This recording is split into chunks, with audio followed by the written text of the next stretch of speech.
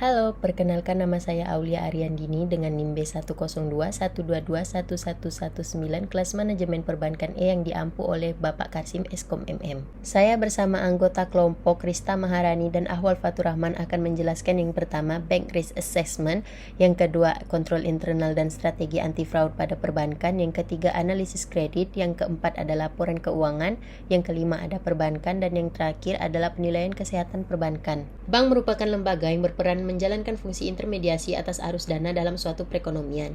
Jika sebuah bank mengalami permasalahan, dampak yang ditimbulkan akan menjalar dengan cepat sehingga akan mempengaruhi keputusan nasabah, investor maupun pihak-pihak lainnya untuk melakukan kegiatan bisnis dengan menggunakan jasa bank. Apabila permasalahan yang terjadi pada suatu bank tidak ditangani secara tepat, akan menciptakan dampak ikutan, baik secara domestik maupun internasional. Melihat pentingnya peran bank, maka keberadaan dan keberlangsungan bisnis perbankan dalam suatu perekonomian menjadi area yang diatur dan diawasi secara ketat oleh otoritas suatu negara.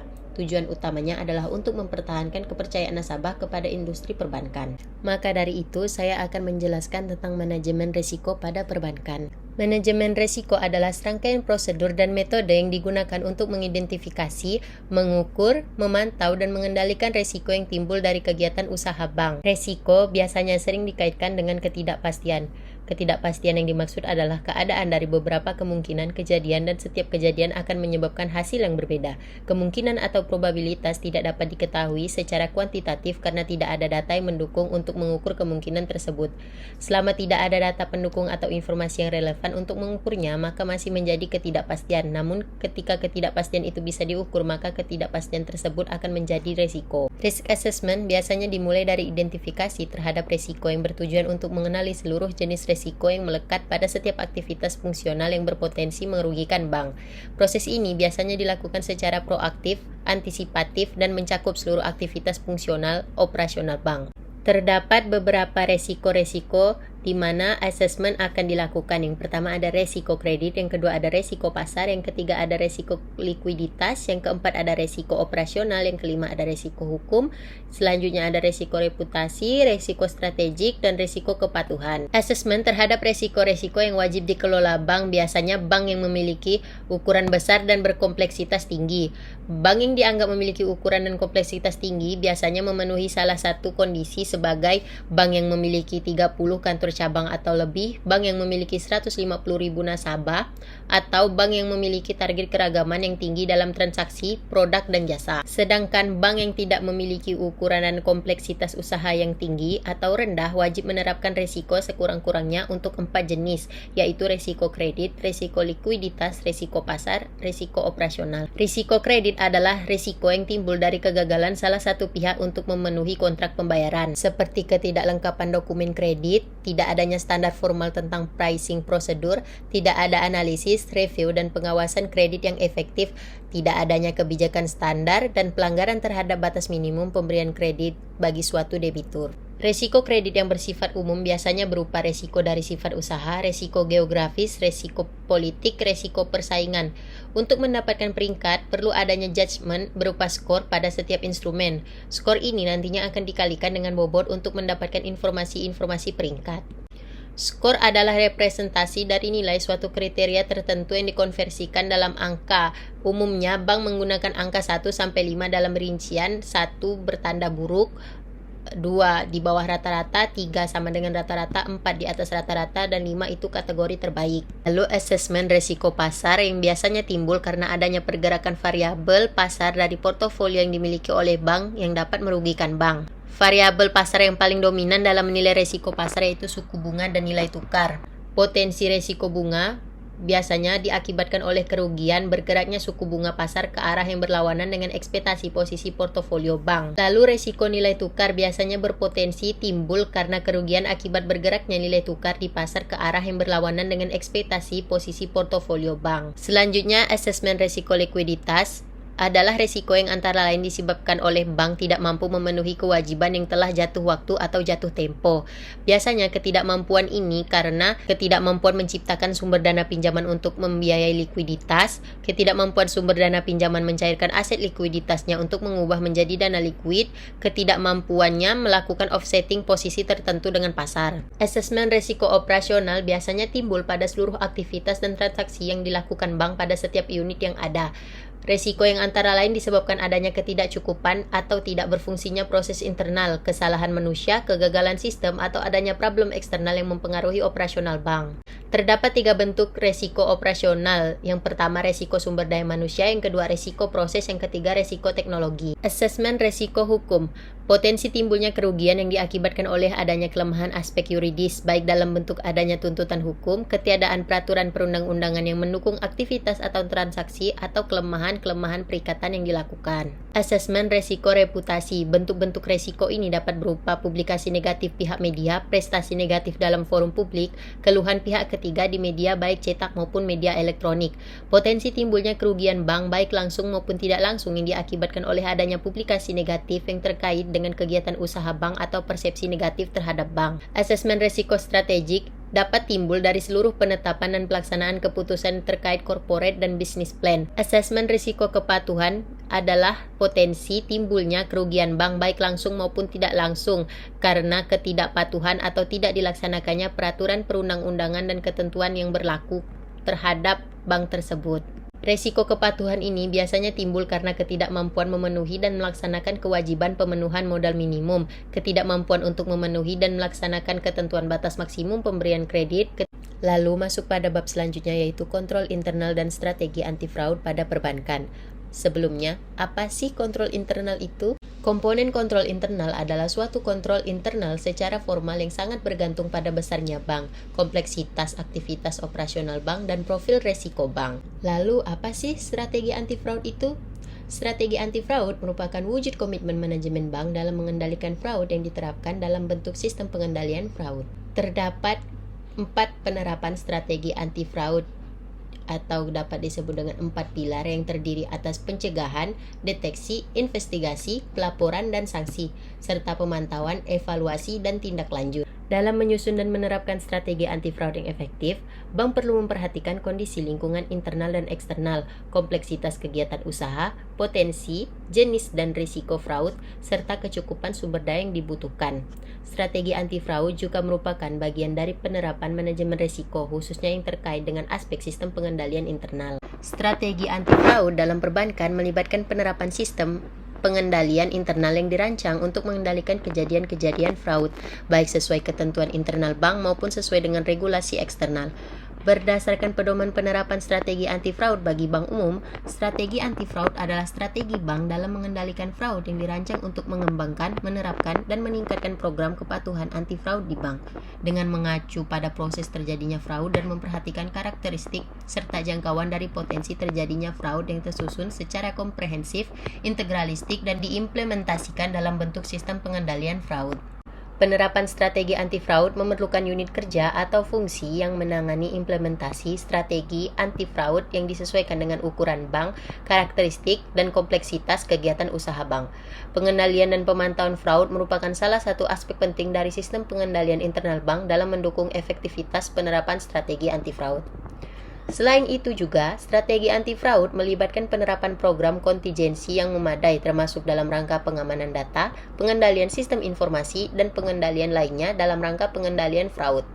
Dengan demikian, strategi anti-fraud dalam perbankan melibatkan penerapan sistem pengendalian internal yang komprehensif untuk mencegah, mendeteksi, dan mengatasi kejadian fraud serta memastikan kepatuhan terhadap regulasi anti-fraud yang berlaku. Deteksi fraud dapat dilakukan dengan melalui yang pertama, kebijakan dan mekanisme whistleblowing, yang kedua, surprise audit, yang ketiga, surveillance system. Sistem pengendalian anti-fraud dapat dilakukan dengan investigasi yang dilakukan untuk mengumpulkan bukti-bukti terkait dengan kejadian-kejadian yang patut diduga merupakan tindakan fraud, lalu pelaporan dan sanksi atas perbuatan fraud. Penentuan pihak yang berwenang melakukan investigasi dengan memperhatikan independensi dan kompetensi yang dibutuhkan. Mekanisme pelaksanaan investigasi dalam rangka menindaklanjuti hasil deteksi dengan tetap menjaga kerahasiaan informasi yang diperoleh. Lalu dengan pemantauan, evaluasi, dan tindak lanjut fraud. Salah satu langkah yang penting dalam pengendalian fraud adalah dengan pemantauan, evaluasi, dan tindak lanjut fraud. Salah satu langkah yang penting dalam pengendalian fraud adalah memantau tindak lanjut yang dilakukan terhadap kejadian-kejadian fraud, apakah sudah sesuai dengan ketentuan internal bank maupun ketentuan perundang-undangan yang berlaku. Lalu, pencegahan fraud dapat dilakukan dengan melalui anti-fraud awareness atau kesadaran, identifikasi kerawanan, menyusun sistem dan prosedur perekrutan yang efektif sehingga dapat diperoleh gambaran rekam jejak calon karyawan, sistem seleksi yang dilengkapi dengan kualifikasi yang tepat dengan mempertimbangkan risiko. Yang terakhir, pengenalan dan pemantauan karakter, perilaku, dan gaya hidup karyawan yang melebihi penghasilan. Fraud adalah tindakan penyimpangan atau pembiaran yang sengaja dilakukan untuk mengelabui, menipu, atau memanipulasi bank, nasabah, atau pihak lainnya yang terjadi di lingkungan bank dan atau menggunakan sarana bank sehingga mengakibatkan bank, nasabah, atau pihak lain menderita kerugian dan atau pelaku fraud memperoleh keuntungan keuangan baik secara langsung maupun tidak langsung. Kategori fraud menurut Bank Indonesia yaitu adalah kecurangan, penipuan, penggelapan aset, pembocoran informasi, tindak pidana perbankan, dan tindakan-tindakan lainnya. Baiklah, sekian pemaparan materi tentang Bank Risk Assessment serta kontrol internal dan strategi anti fraud dalam perbankan oleh saya. Semoga penjelasan saya dapat dimengerti. Lalu materi selanjutnya akan dijelaskan oleh rekan saya. Terima kasih. Selanjutnya kita masuk pada bab analisis kredit. Sebelumnya, perkenalkan, nama saya Rista Maharani dengan NIM B10121221125. Di sini saya akan menjelaskan materi di bab analisis kredit dan juga penilaian kesehatan perbankan. Oke, jadi analisis kredit adalah proses penilaian dan evaluasi yang dilakukan oleh pemberi kredit, seperti bank atau lembaga keuangan lainnya, untuk menentukan kemampuan dan kelayakan calon debitur dalam membayar kembali pinjaman yang diajukan. Proses ini mencakup penilaian aspek keuangan dan non-keuangan, serta berbagai faktor untuk meminimalkan resiko gagal bayar. Menurut OJK, analisis kredit minimal mencakup penilaian terhadap karakter, kapasitas, modal, agunan, dan prospek usaha debitur yang juga dikenal sebagai 5C. Tujuan utama dari analisis kredit adalah untuk menilai tingkat resiko kredit yang melekat pada calon debitur untuk menentukan apakah pinjaman tersebut layak atau tidak untuk diberikan. Selain itu, analisis kredit juga bertujuan untuk menetapkan syarat dan ketentuan peminjaman yang sesuai dengan profil risiko calon debitur, seperti jumlah pinjaman, jangka waktu, suku bunga, jaminan, dan lain-lain. Tahapan analisis kredit meliputi pengumpulan informasi, analisis dan evaluasi, pengambilan keputusan, serta persetujuan atau penolakan peminjaman. Analisis kredit juga melibatkan pembuatan laporan kredit yang berisi hasil analisis dan rekomendasi untuk pemberian kredit. Dalam melakukan analisis kredit, seorang analis kredit harus mampu membaca dan menganalisis laporan keuangan yang disediakan oleh peminjam, mengevaluasi risiko yang terkait dengan pemberian kredit, serta menentukan jumlah pinjaman yang sesuai. Tugas seorang analis kredit juga meliputi pembuatan perbandingan keuangan menggunakan program komputer, berkonsultasi dengan klien, dan membandingkan catatan likuiditas, profitabilitas, dan kredit suatu organisasi dengan organisasi serupa dalam industri dan lokasi geografis yang sama. Dengan demikian, analisis kredit dapat membantu pemberi kredit dan pengambilan keputusan kredit yang tepat dan mengelola portofolio kredit secara efektif. Sekian pemaparan materi pada bab analisis kredit. Selanjutnya dilanjutkan oleh rekan saya. Oke, selanjutnya saya akan membahas materi laporan keuangan. Sebelum masuk ke materi, saya sedikit menjelaskan mengapa keuangan itu sangat penting. Oke, karena keuangan itu memberikan disiplin kepada semua komponen organisasi yang terlibat dalam pengambilan keputusan. Oleh karena itu, Anda harus memerlukan pengetahuan tentangnya agar dapat bekerja secara efektif. Selanjutnya, apa sih yang harus dilakukan oleh manajer keuangan? Manajer keuangan memainkan peran penting dalam tujuan, kebijakan, dan kesuksesan keuangan perusahaan. Tanggung jawab manajer keuangan meliputi yang pertama ada analisis dan perencanaan keuangan, yang kedua ada keputusan investasi, yang ketiga ada keputusan pendanaan dan struktur modal penggalangan dana. Selanjutnya ada manajemen sumber daya keuangan. Baik, saya akan menjelaskan sedikit ya apa aja yang harus dilakukan manajer keuangan. Tadi kan yang pertama ada analisis dan perencanaan keuangan. Itu tuh manajer harus menentukan jumlah dana yang tepat untuk digunakan di perusahaan, yaitu menunjuk ukuran perusahaan dan tingkat pertumbuhannya. Yang kedua tadi keputusan investasi. Keputusan investasi itu mengalokasikan dana untuk aset tertentu. Manajer keuangan membuat keputusan mengenai campuran dan jenis aset yang diperoleh. Yang ketiga ada keputusan pendanaan dan struktur modal penggalangan dana dengan persyaratan yang menguntungkan. Itu maksudnya menentukan sifat kewajiban perusahaan. Misalnya haruskah dana diperoleh dari sumber jangka pendek atau jangka panjang. Jadi gitu. Oke, yang terakhir ada manajemen sumber daya keuangan.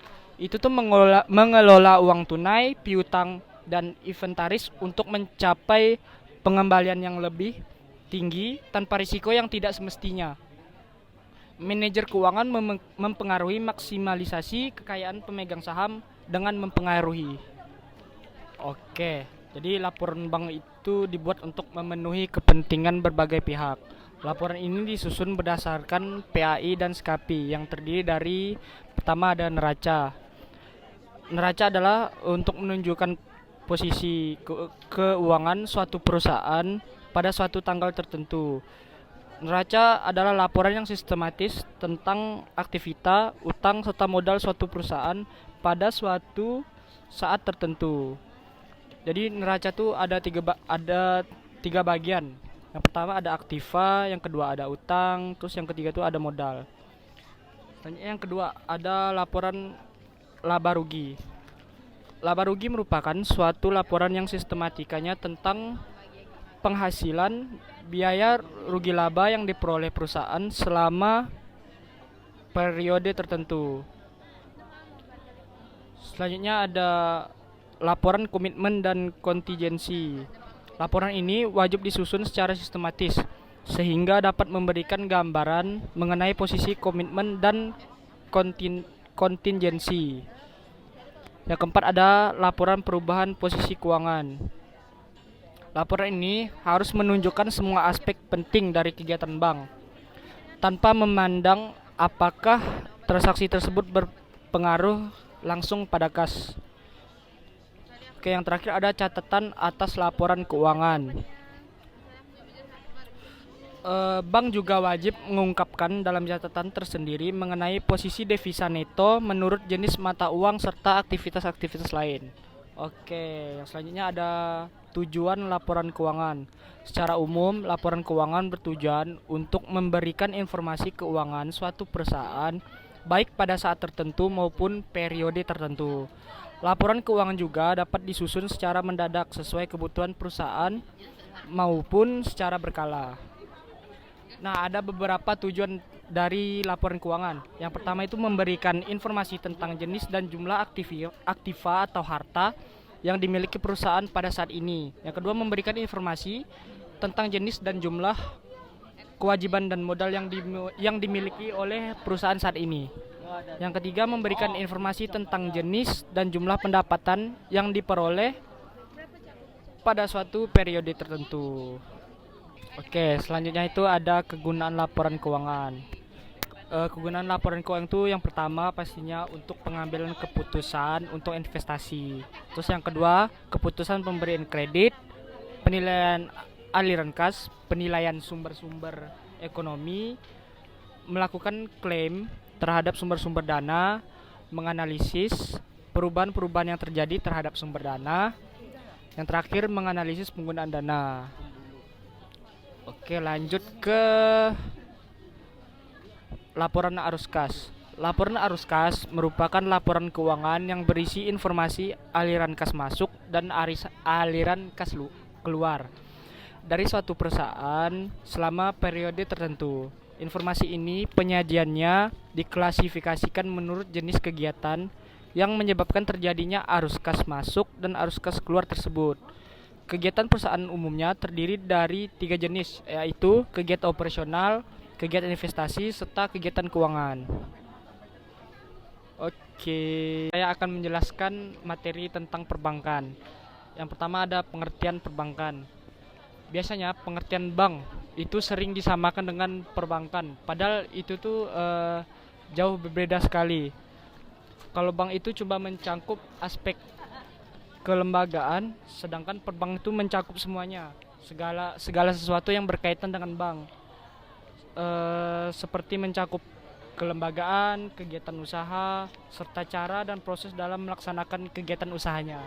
Yang kedua ada jenis-jenis bank dan fungsi bank. Oke, yang jenis-jenis bank tuh ada 4. Yang pertama ada bank sentral. Bank sentral tuh kayak pimpinan dari bank-bank lah. Yang kedua ada bank umum. Nah, bank yang dalam pengumpulan dananya terutama menerima simpanan dalam bentuk giro dan deposito. Dalam usahanya terutama memberikan kredit jangka pendek. Selanjutnya ada bank tabungan. Bank tabungan dalam pengumpulan dananya terutama menerima simpanan dalam bentuk tabungan dan dalam usahanya terutama memperbungakan dananya dalam kertas berharga. Yang terakhir itu ada bank pembangunan. Bank yang dimana pengumpulan dananya terutama menerima simpanan dalam bentuk deposito dan atau mengeluarkan kertas berharga jangka menengah dan jangka panjang, dan dalam usahanya terutama memberikan kredit jangka menengah dan panjang di bidang pembangunan. Oke, berikut ada fungsi bank. Fungsi bank itu ada 3. Yang pertama, bank sebagai lembaga penghimpun dana dari masyarakat, itu tuh berupa simpanan. Selanjutnya yang kedua, bank sebagai lembaga yang penyalur dana ke masyarakat, itu tuh berupa kredit. Oke, yang terakhir ada bank sebagai lembaga yang melancarkan transaksi perdagangan dan peredaran uang. Oke, yang selanjutnya ada kegiatan usaha bank. Nah, kegiatan usaha bank itu yang pertama itu menghimpun dana dari masyarakat dalam bentuk simpanan berupa giro, deposito, berjangka, sertifikat deposito, terus tabungan dan atau bentuk lainnya yang dipersamakan dengan itu. Yang kedua, memberi kredit. Ya pasti memberi kredit lah ya. Yang ketiga, memberikan surat pengakuan hutang. Terus yang keempat, membeli, menjual atau meminjam atas resiko sendiri maupun untuk kepentingan dan atas mana perintah nasabahnya. Itu tuh contohnya kayak surat-surat wesel, terus surat pengakuan hutang dan kertas dagang, kertas pemeliharaan negara dan surat jaminan pemerintah, sertifikat Bank Indonesia, obligasi dan lain-lain. Terus selanjutnya ada memindahkan uang baik untuk kepentingan sendiri atau nasabah. Selanjutnya itu menempatkan dana pada meminjam dana dari atau meminjamkan dana kepada bank lain. Mungkin itu saja materi perbankan yang dapat saya sampaikan. Selanjutnya, kita masuk pada bab penilaian kesehatan perbankan. Penilaian kesehatan perbankan merupakan proses evaluasi yang dilakukan oleh otoritas pengawas seperti Bank Indonesia atau OJK untuk menilai tingkat kesehatan dan stabilitas bank. Terdapat beberapa metode yang digunakan dalam penilaian kesehatan bank, antara lain metode yang mencakup kapital, asset quality, manajemen, earnings, and liquidity, serta metode yang mencakup risk profile, good corporate governance, earning, and capital. Menurut Peraturan Bank Indonesia, penilaian kesehatan bank umum dilakukan dengan menggunakan pendekatan risiko, yang mencakup penilaian terhadap profil risiko, tata kelola perusahaan yang baik, rentabilitas, dan permodalan. Faktor-faktor umum yang dinilai dapat dalam penilaian kesehatan bank umum meliputi modal, kualitas aset, manajemen, rentabilitas, dan faktor risiko lainnya. Penilaian kesehatan perbankan bertujuan untuk memastikan bahwa bank memiliki modal yang cukup, aset berkualitas, manajemen yang baik, rentabilitas yang memadai, serta likuiditas yang memadai untuk menghadapi risiko yang mungkin timbul. Hasil dari penilaian kesehatan bank ini dapat digunakan sebagai dasar untuk pengambilan keputusan terkait dengan pengawasan dan peraturan perbankan, serta untuk menentukan langkah-langkah yang perlu diambil untuk memperbaiki kesehatan bank jika diperlukan. Dengan demikian, penilaian kesehatan perbankan merupakan instrumen penting dalam menjaga stabilitas sistem keuangan dan melindungi kepentingan nasabah serta masyarakat umum dari risiko-risiko terkait dengan lembaga keuangan. Oke, sekian pemaparan materi yang dapat saya jelaskan mengenai penilaian kesehatan perbankan. Kurang lebihnya, saya mohon maaf. Terima kasih.